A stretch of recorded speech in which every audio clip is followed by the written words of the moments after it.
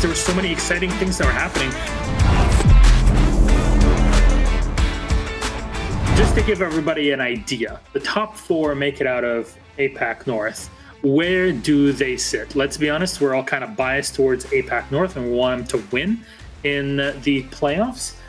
So CYCLOPS are still waiting to see who they will play against. It'll be the South Asia seed number 2, which is actually happening this weekend. If you're interested in South Asia, I think Ewok was tweeting about the results. If you're interested in that, Infinite Ewok on Twitter. Fnatic will be playing against the Chiefs.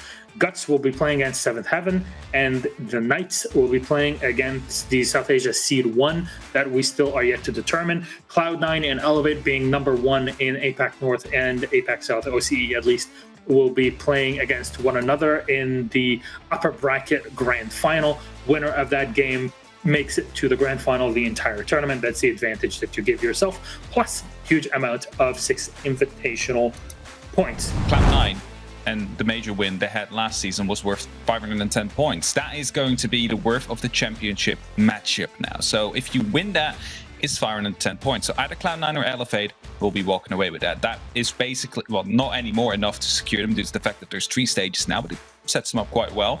Number 2 will get 390 points, and then we go over to the APAC playoffs, not the qualifier playoffs. The number 1 of the playoffs will be gaining 330 points, going down to 275, 225, 180, 140, and 105, just counting down. Only number 7 and 8 will not be receiving any of these 6 invitational points. I really like that we're seeing 2 big games there. One's already been highlighted by Dev and Co on Twitter, is Fnatic versus Chiefs. That's the real big games to look at, I think, there. But the other one for me that's kind of a reminiscence of last year is Guts versus 7th Heaven, which is the old roster that we saw playing in APAC North. I forget who they were. Who were they playing with at the time? Electrify, yeah.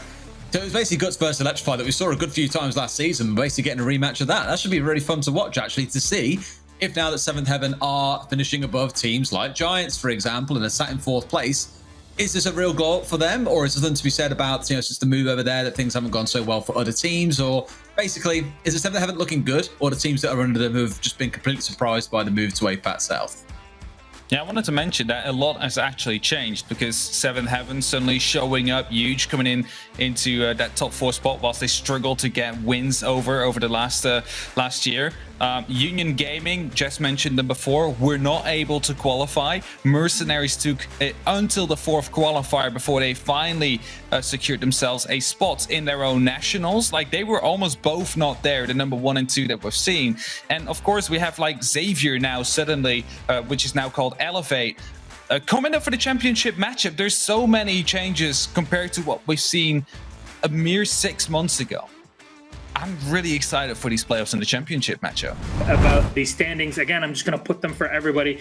This is where we were, how we went through this stage. There's the rankings. Cloud9 at number 1, CYCLOPS at 2, Guts at 3, Fnatic at 4. These are the top 4 that are playing in the playoffs next Friday. That's when it starts. Make sure you come in and watch it. Talon at 5th, Fab at 6th, 7th for Damwon Kia, and finally T1 at 8th.